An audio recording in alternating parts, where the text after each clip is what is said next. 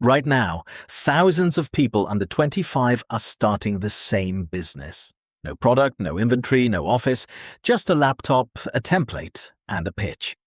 I'll build you an AI chatbot for your business. It's called an AI automation agency, and depending on who you ask, it's either the easiest business to start in 2026 or one of the biggest scams disguised as a business model. By the end of this video, you'll know exactly which one it actually is and why the answer depends entirely on who's running it. Strip away the hype, and an AI agency is simple. Someone learns to connect a few existing tools, a chatbot, a scheduling system, an automated email sequence, using no-code platforms. Then they package it up and sell it to small businesses, dentists, gyms, real estate agents, local restaurants. The pitch is usually the same. I'll save you time and get you more customers using AI. The appeal is obvious. There's no manufacturing, no shipping, no physical product to manage. You're selling a service built almost entirely out of other people's software, glued together and resold at a markup. That's not new. Agencies have worked this way for decades. Web design agencies did this in the 2000s.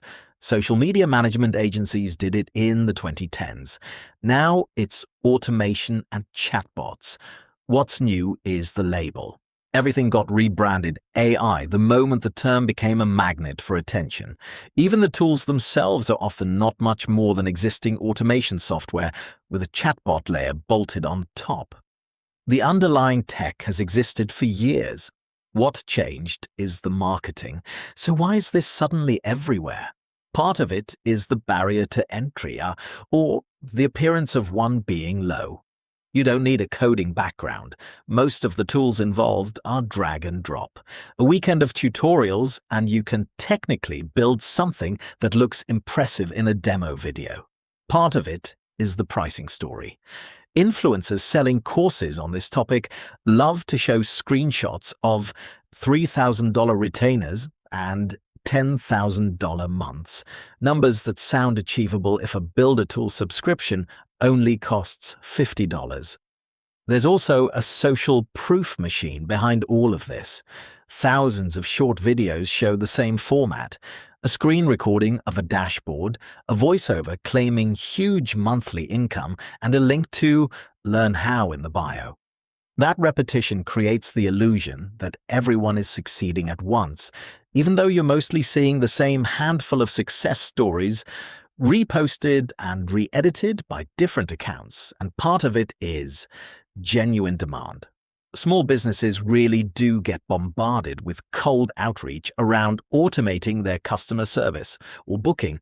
Some of them really do buy in. But here's the part.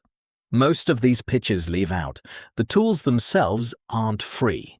Most serious automation setups involve stacking subscriptions, an automation platform, a chatbot API, a CRM, sometimes multiple AI model providers charged per usage. Those costs eat into margin fast, especially before you have your system standardized. A beginner might be paying for 4 or 5 overlapping tools before realizing half of them do the same thing. Then there's the real cost that almost never gets mentioned: client acquisition. Local businesses are hard to sell to. Most don't answer cold emails. Most don't trust AI pitches from a stranger with no case studies. So realistically, agency owners spend most of their early months not building automations. They spend it cold calling, cold emailing, and getting ignored. Industry-style estimates on cold outreach response rates are brutal, often somewhere around 1 to 5 replies for every 100 messages sent, and only a fraction of those replies ever turn into a paying client. The market has also gotten crowded fast. A huge wave of people learn the same skill from the same handful of courses around the same time, which means many small businesses have already been pitched this exact idea 5 times this year alone. That oversaturation is the part course sellers rarely put in the thumbnail. There's also a churn problem once you do land a client.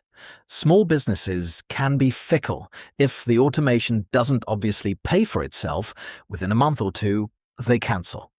That means agency owners are constantly replacing lost clients just to stay flat, not even to grow. Here's the honest answer: sometimes, but not the way it's marketed.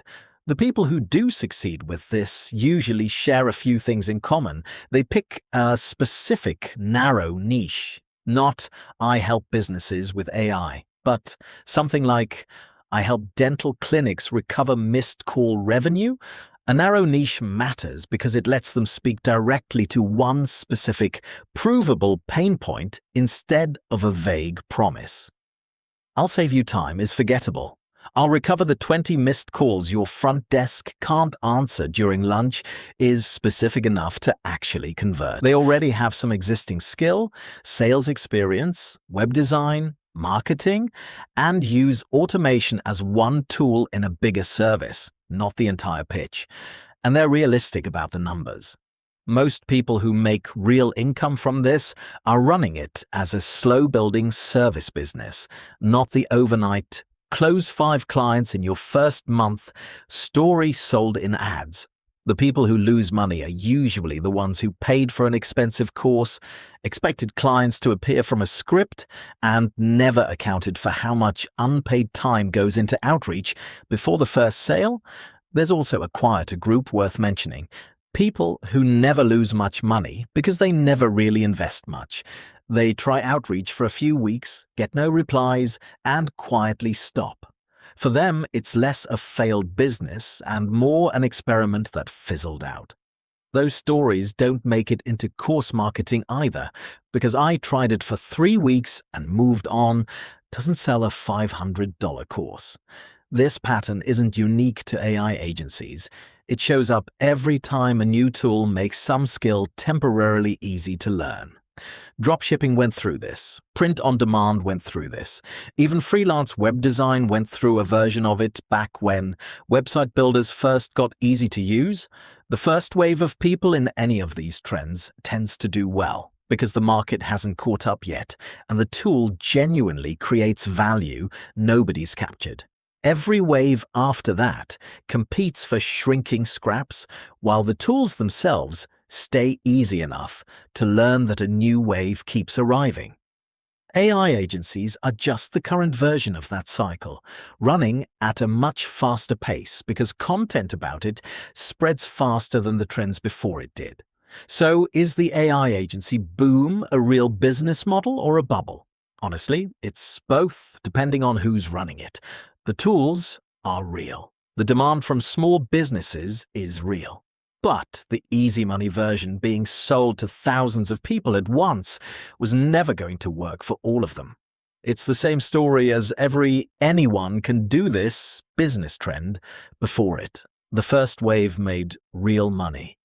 The 10th wave is mostly buying a course. Next time, we're looking at another trend the internet can't stop talking about: reselling and thrift flipping, and whether there's actually money left in it.